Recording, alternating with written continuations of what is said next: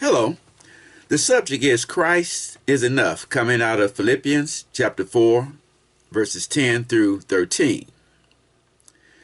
It's just been over 100 days since President Trump returned to office. How he's doing depends on who you ask.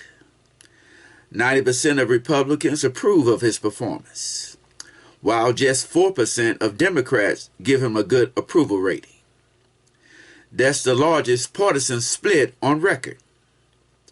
All will agree that Trump 2.0 hit the ground running, reshaping many areas. For instance, the workforce, 130,000 federal employees have been fired or laid off. The economy, almost all products face at least a minimum of a 10% tariff. Immigration, there's been a sharp drop in border crossings.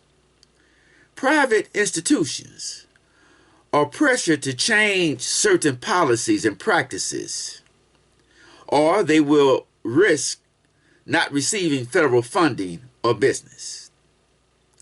Trump supporters say he's returning America to her former greatness, while critics say he is recklessly challenging the Constitution's limits, and he is unlawfully challenging the legal system's authority. Is it greed, authority, or power that promotes these executive orders? We live in a world driven by the pursuit of more, like more success, more possessions, and more comfort. Paul's words in Philippians chapter 4 speak with countercultural clarity. In Philippians 4, verses 10 through 13 says, I rejoice greatly in the Lord, that at last you renewed your concern for me. Indeed, you were concerned, but you had no opportunity to show it. I am not saying this because I am in need, for I have learned to be content, whatever the circumstances. I know what it is to be in need, and I know what it is to have plenty. I have learned the secret of being content in any and every situation, whether well-fed or hungry, whether living in plenty or in want. I can do all things through Christ, who strengthens me. Paul is grateful for their support and recognition. For 2 years, the church in Philippi had lost touch with Paul. He was arrested in Jerusalem and put in prison for 2 years, then later transferred to a prison in Rome. They apologized to Paul for losing contact with him and for not being able to share their gifts of love over those years. Paul forgave them in the most gracious of manner.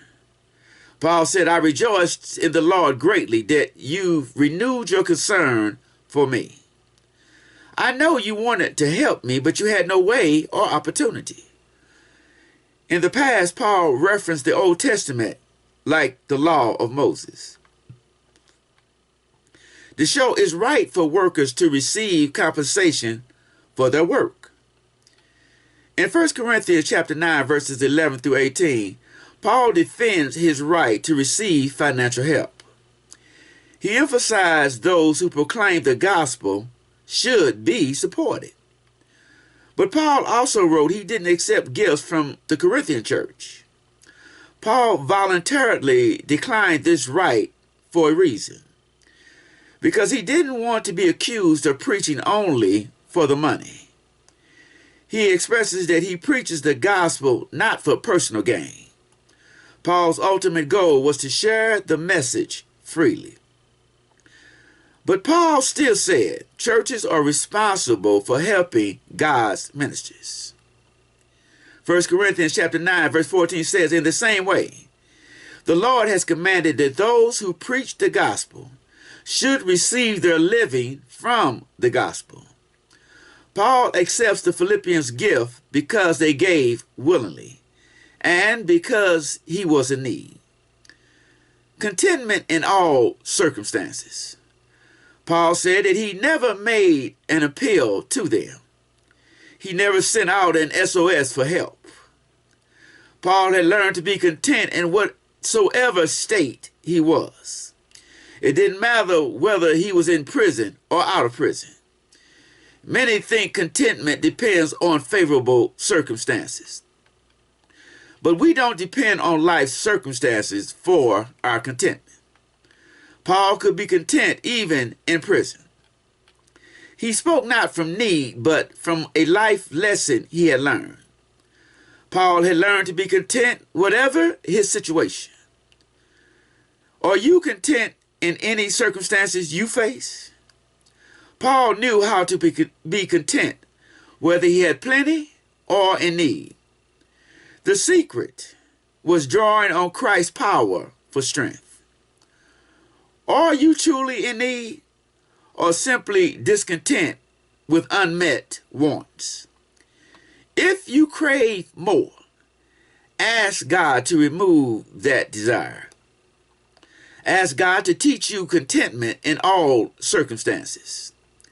Lean on God's promises and Christ's power to help you be content.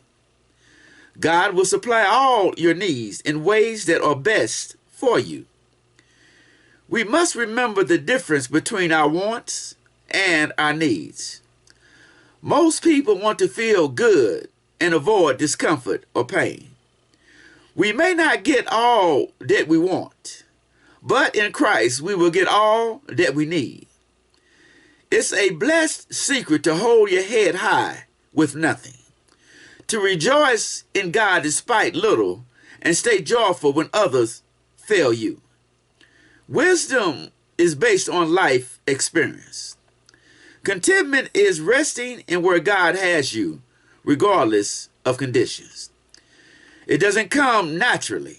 It must be learned. God teaches contentment through life's ups and downs. He wants us to rely on his strength in every situation. Paul says, I know what it is to be in need, and I also know what it is to have plenty. But the secret to life is being content in every situation. Paul says, I appreciate your sympathy, but I know how to live in the worst and best of conditions. Paul focused on his purpose and not on what he didn't have. Paul prioritized well and was grateful for God's provisions. He detached from the non-essentials to focus on the eternal. When we want more, it often reveals inner emptiness. To what are you drawn when you feel empty inside? How can you find true contentment? The answer lies in your viewpoint, in your priorities, and your source of power. Christ is the source of strength. I can do all things through Christ who strengthens me. When Paul says all things, does he literally mean all things? For example, does it mean you can go outside and jump over your house? Of course not. Paul meant all things which were in God's will for him to do. Whatever Christ wants you to do, he will supply the power. Whatever gift he gives you, he will give you the power to exercise that gift. A gift is a manifestation of the Spirit of God working in and through the believer. As long as you serve in Christ, you will have power. As we walk in faith, we'll face troubles, trials, and tribulation. Christ's power helps us to do his will and face the challenges he brings. He doesn't give us power to do anything we want apart from his will. As life challenges come, ask Christ to strengthen you. Recall in 2 Corinthians chapter 12, verses 8 through 10. In those verses, you find that Paul pleads to God 3 times to remove a thorn in the flesh. which was a persistent difficulty or hardship. But God responds that his grace is sufficient and his power is made perfect in our weakness.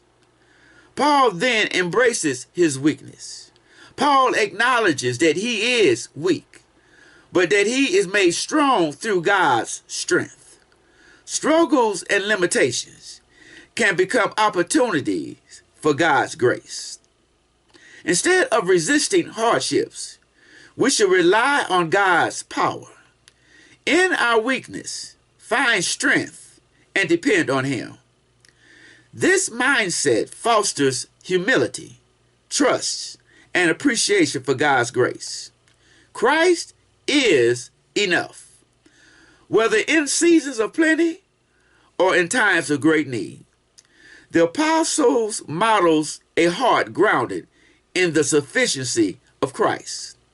This passage challenges us to examine the source of our contentment.